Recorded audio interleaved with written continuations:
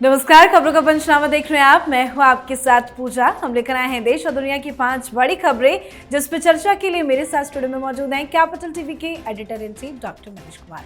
Doctor साहब, बहुत बहुत स्वागत है आपका। धन्यवाद। सबसे पहले नजर हेडलाइंस पर।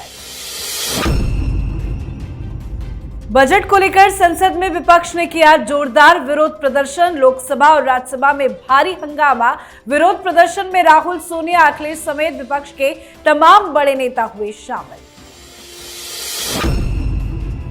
12 किसानों के प्रतिनिधि मंडल से राहुल गांधी ने की मुलाकात। तय हुई रणनीति, अब एमएसपी लीगल गारंटी के लिए केंद्र पर दबाव बनाएगा इंडिया गठबंधन। बिहार में नकल कराने वालों की अब खैर नहीं। विपक्ष के भारी हंगामे के बीच विधानसभा में anti paper leak bill pass. दोषियों को होगी 10 साल की सजा, 1 करोड़ तक का जुर्माना। 112 फीट की दुर्गा मूर्ति, ममता बनर्जी को नापसंद। दिया चौंकाने वाला बयान, कहा इससे भगदड़ मचने का डर। दुर्गा पंडाल की थीम को लेकर भी जारी किया फरमान। बाइडेन 25 जुलाई को करेंगे अमेरिका को संबोधित। उम्मीदवारी छोड़ने के बाद पहली बार देंगे भाषण। आगे की रणनीति का करेंगे खुलासा। खबरों की शुरुआत में सबसे पहले बात बजट को लेकर विपक्ष के हल्ला बोल की। संसद के मॉनसून सत्र का आज तीसरा दिन रहा। कल ही वित्त मंत्री निर्मला सीतारमण ने मोदी सरकार 3.0 का पहला बजट पेश किया था, पर बजट विपक्षी पार्टियों को रास नहीं आ रहा है। इंडिया गठबंधन के नेताओं ने बजट में भेदभाव किए जाने का आरोप लगाया है, जिसको लेकर आज संसद परिसर के बाहर जोरदार विरोध प्रदर्शन किया गया। विरोध प्रदर्शन में सोनिया, राहुल गांधी, मल्लिकार्जुन खड़गे, अखिलेश यादव समेत कई दिग्गज नेता मौजूद रहे। इंडिया गठबंधन के सांसदों ने विरोध में राज्यसभा से वॉकआउट भी कर दिया। लोकसभा में जमकर नारेबाजी की गई। मल्लिकार्जुन खड़गे ने कहा कि बजट में किसी भी राज्य को कुछ नहीं मिला है, बस 2 राज्यों की थाली में पकोड़ा और जलेबी परोसा गया है। इसके साथ ही कांग्रेस के मुख्यमंत्री 27 जुलाई को होने वाली नीति आयोग की बैठक का भी बहिष्कार करेंगे, जिसकी घोषणा भी कर दी गई है। विपक्ष के आरोपों पर भड़कते हुए निर्मला सीतारमण ने कहा कि किसी भी राज्य के साथ अनदेखी नहीं की गई है। बजट में हर राज्य का ध्यान पूरा रखा गया है। अगर किसी राज्य का नाम बजट भाषण में नहीं लिया गया तो इसका मतलब ये नहीं कि इन राज्यों को कुछ भी नहीं मिला है। इस तरह का विरोध प्रदर्शन क्यों? ये क्या तरीका है? देखिए, विपक्ष जो है वो तय कर चुका है कि हमें उपद्रव मचाना है, हंगामा करना है। मैं बार बार कह रहा हूं, बजट का विरोध करना है तो उसके लिए अंदर बहस के दौरान आप अपने तर्क को रखें। पार्लियामेंट नहीं चलने देंगे, वॉकआउट करेंगे।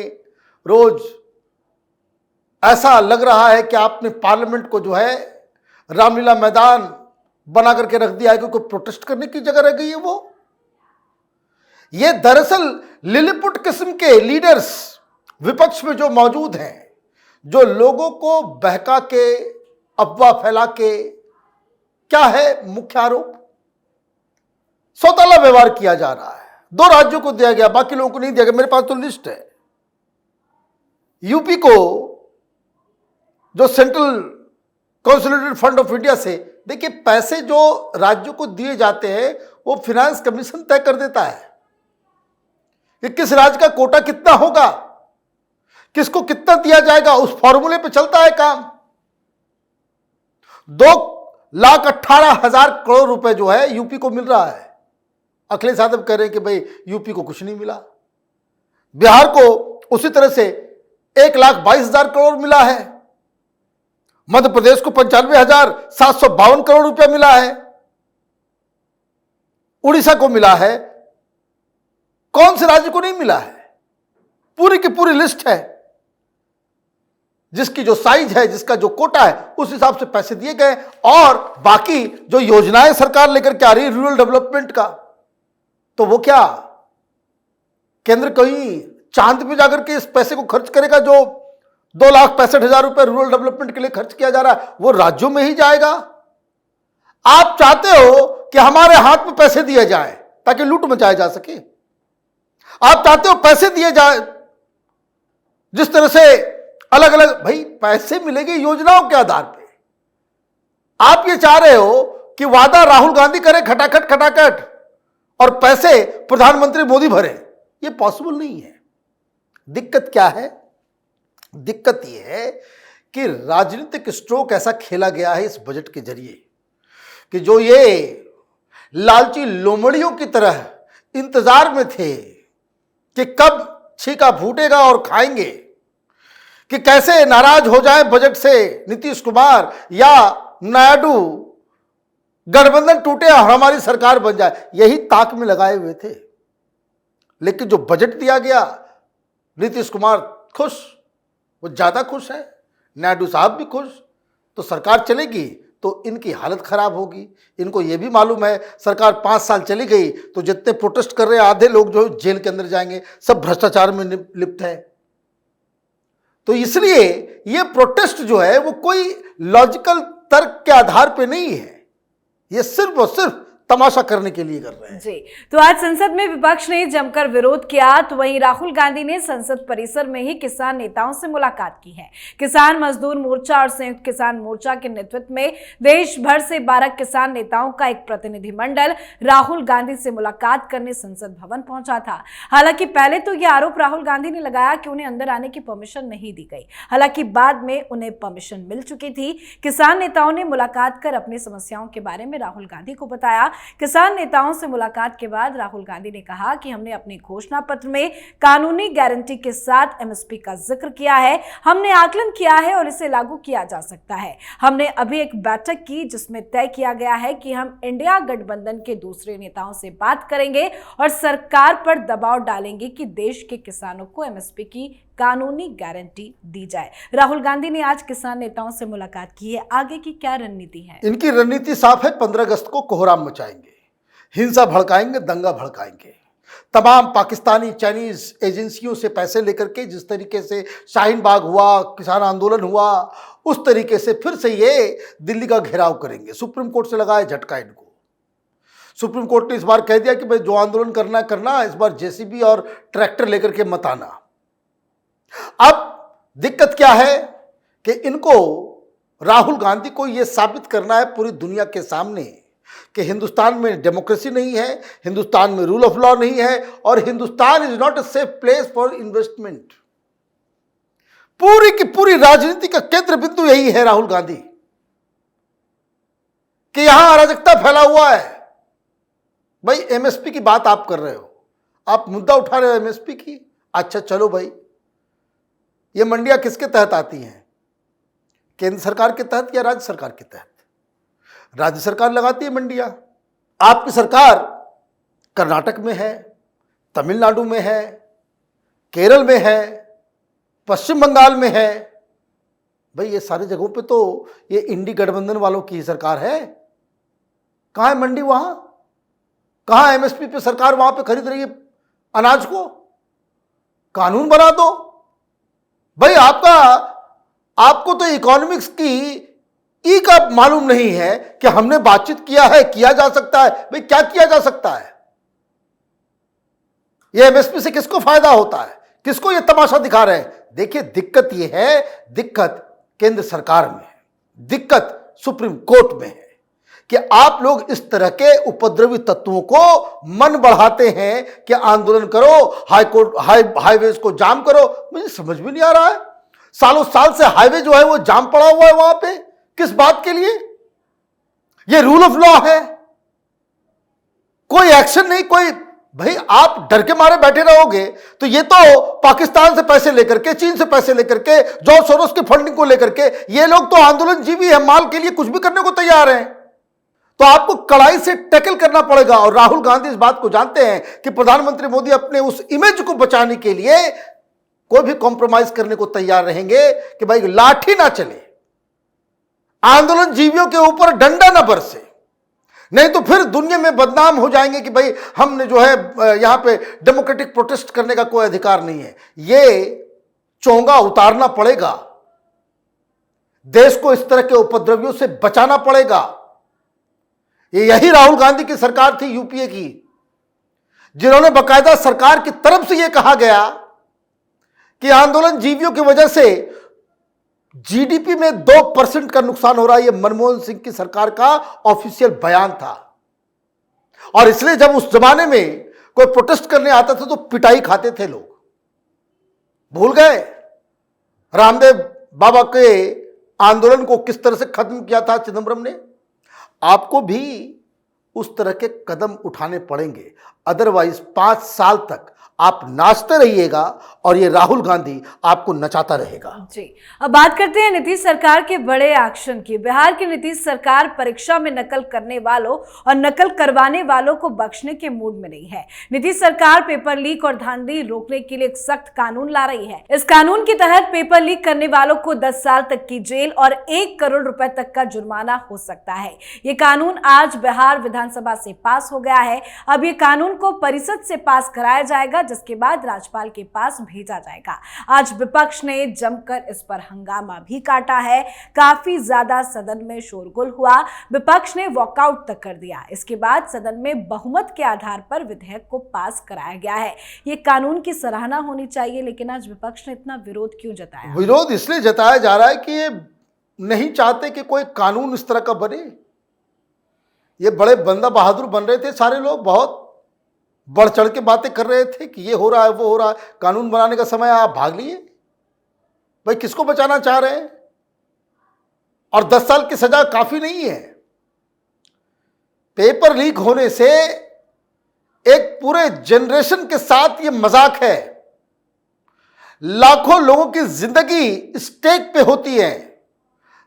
देश का सवाल है, युवाओं के भविष्य का सवाल है।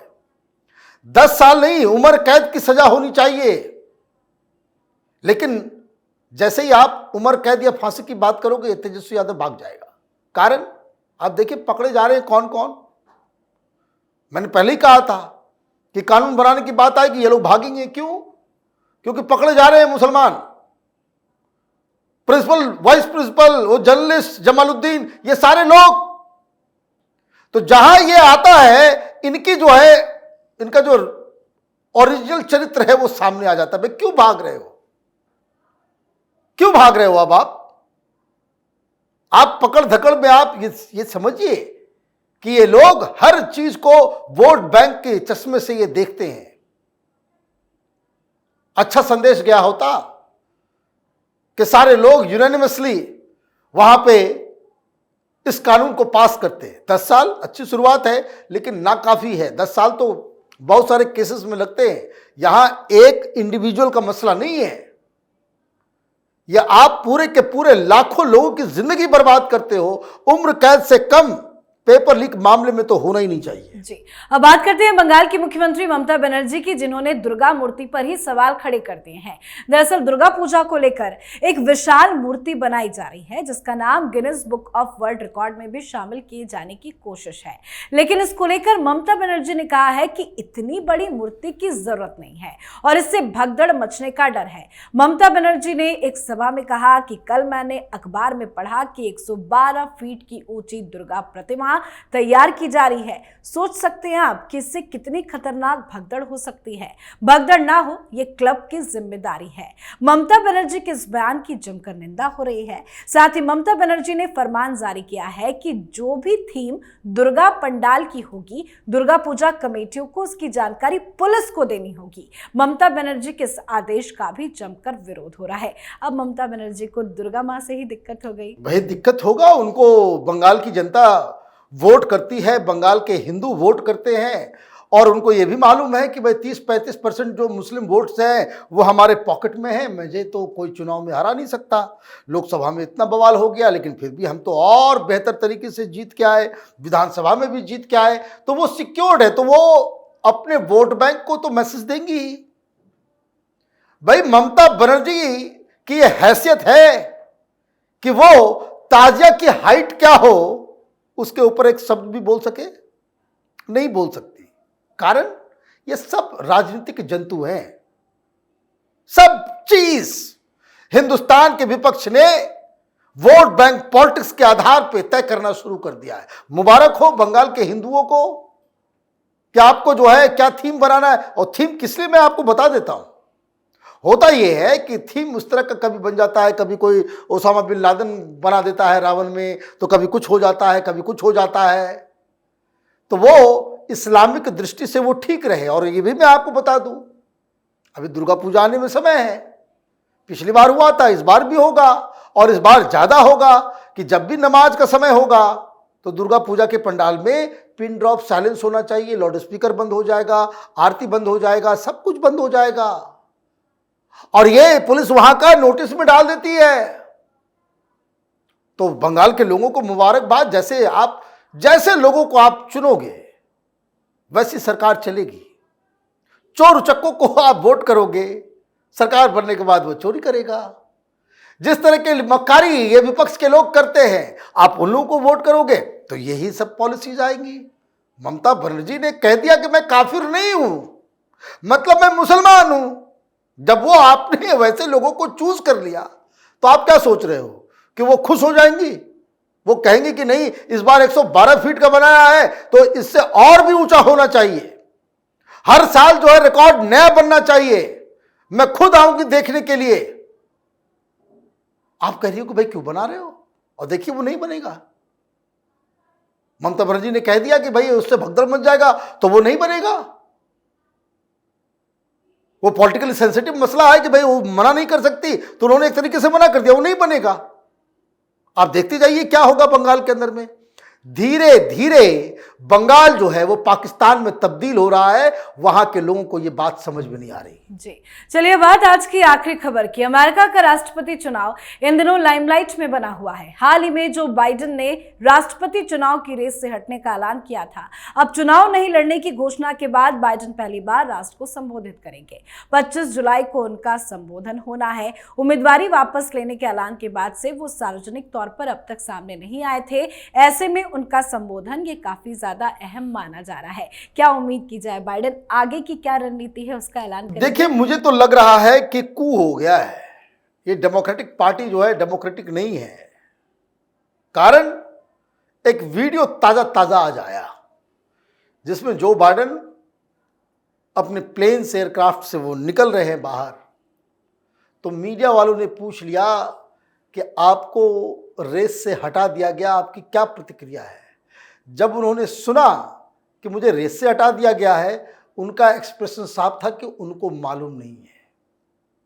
उनको मालूम तक नहीं है क्योंकि वो कोविड में थे, आइसोलेशन में थे।